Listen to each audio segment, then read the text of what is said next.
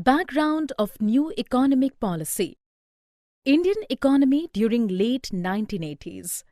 To achieve the goals of higher economic growth, social justice, poverty eradication, and self-reliance, our institutional structure centered on the mixed economy principle, where both public and private sectors functioned with their distinctive roles. The outcomes of control-ridden economy were the emergence of inefficiencies of the economy.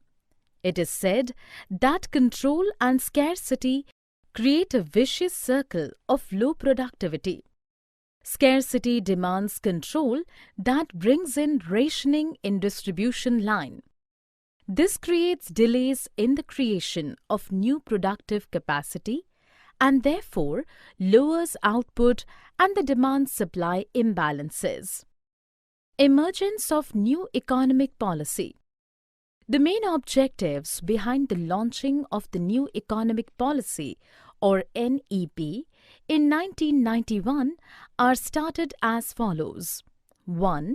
To plunge Indian economy into the arena of globalization. 2. To bring down the rate of inflation and to remove imbalances in payment. 3. To build sufficient foreign exchange reserves. 4. To achieve economic stabilization and to convert the economic into a market economy. 5. To permit the international flow of goods, services, capital, human resources and technology. And 6. To increase the participation of private players in the all sectors of the economy. Stabilization and structural measures. The response to the crisis was to put in place a set of policies aimed at stabilization and structural reform.